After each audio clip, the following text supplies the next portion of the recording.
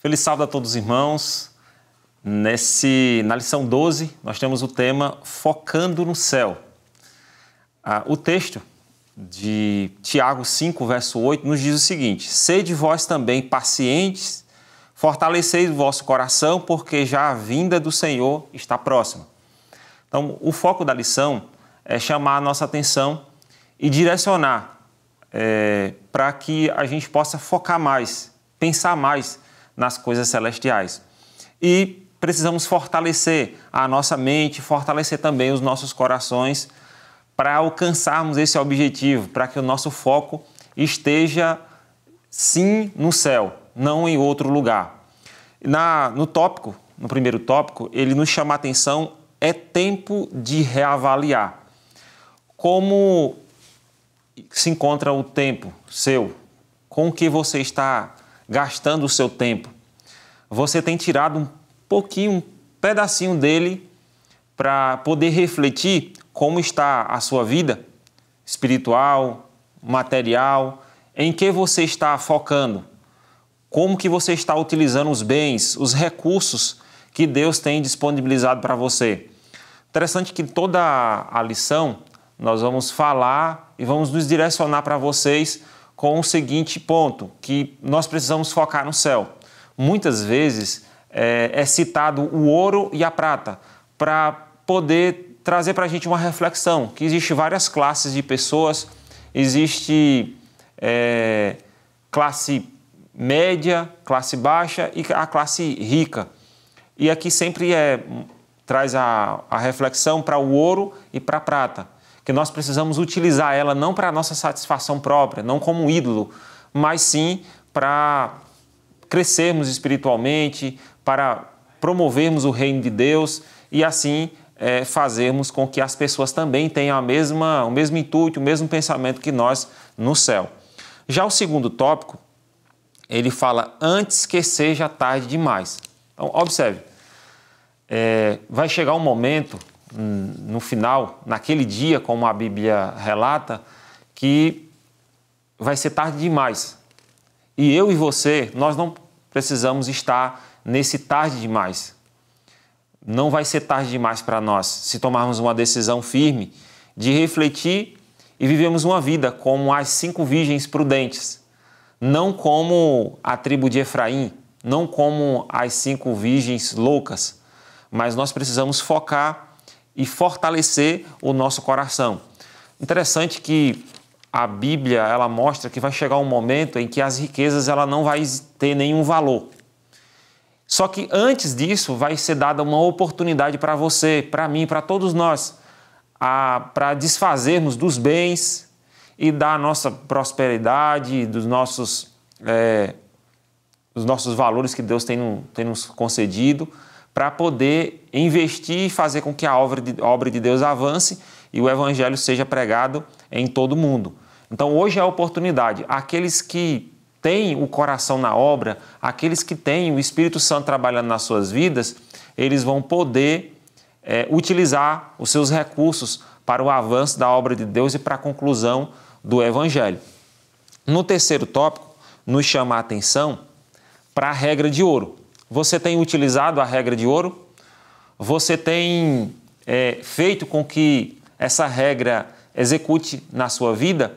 Só para lembrar a você que a regra de ouro é o que se encontra em Mateus 7,12, que nos fala: portanto, tudo que vos quereis que os homens vos façam, fazeis também vós, porque esta é a lei e os profetas. Então, pense bem, você tem feito aquilo que você gostaria que fizesse com você? É algo que a gente precisa refletir. Já na continuação desse tópico, nos chama a atenção também para a classe pobre dos irmãos macedônios. Esse é bem destacado na Bíblia. Paulo chama a atenção e mostra como um testemunho forte para nós, que eles, mesmo sendo pessoas pobres financeiramente, eles eram generosos. Então, nós também precisamos ser generosos. É também trazido aqui um exemplo de pessoas que no passado, heróis da fé, que eles vendiam propriedades e utilizavam para que o avanço da obra acontecesse. E compravam propriedades que eram úteis para a obra de Deus. Você tem usado os seus recursos hoje para promover a obra de Deus? Você tem sido generoso? Como a gente acabou de citar esse testemunho, esse exemplo que Paulo dá dos irmãos da Macedônia, a sua igreja que você participa, ela tem sido uma igreja que tem dado um testemunho na sua associação, no seu campo, na sua cidade? É uma igreja generosa? Quando tem alguém precisando, quando é feita uma campanha na sua igreja, você tem ajudado com generosidade de acordo com as suas posses? Deus sabe o que tem saído do seu coração. Eu desejo que tenha sempre generosidade nos nossos corações para ajudar e fazer com que a obra de Deus possa prosseguir. O quarto tópico nos chama a atenção a uma virtude essencial para hoje. Qual que seria a virtude essencial para os nossos dias que nós estamos vivendo? Eu falo para vocês que a Bíblia é bem clara quando ela fala que é a paciência. Nós precisamos ser pacientes. Por que é tão necessário a paciência? Porque quando você é paciente, você consegue aguardar. E há algumas promessas de Deus, ela demora um pouco. E nós precisamos ter essa paciência. É tanto que a palavra de Deus diz que a paciência, ela fortalece os nossos corações, ela fortalece a mente. Como é importante ter uma mente fortalecida para os desafios, as dificuldades que nós enfrentamos no nosso dia a dia. Muitas vezes a gente espera e não vem, não acontece naquele momento. Nós estamos vivendo num tempo em que as pessoas são muito imediatistas, elas querem as coisas de forma rápida, o celular tem que ser rápido, a internet tem que ser rápida. E você tem tido paciência? Nós precisamos cultivar a paciência no nosso lar, com a nossa família, com os nossos irmãos. Então, é algo que a gente precisa fazer. E um destaque aqui é para o lavrador. O lavrador, ele espera pacientemente, ele planta, ele prepara a terra e ele passa por várias situações difíceis, como a chuva, muitas vezes forte, ou pouca chuva, às vezes o vento forte, as tempestades e muitas vezes a falta da chuva.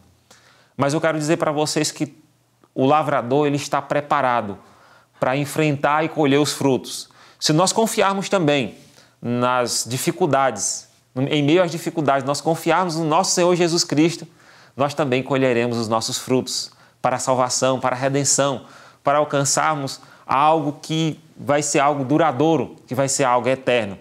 Então, sejamos pacientes e tenho certeza que nós vamos conseguir alcançar esses objetivos. E para concluir, o quinto tópico, exemplos para nos fortalecer. Esse tópico, ele nos mostra que o testemunho ele é muito importante. Só que nós temos dois lados. Nós temos pessoas que, infelizmente, dão um mau testemunho, um mau exemplo, e por conta disso, o evangelho ele é prejudicado.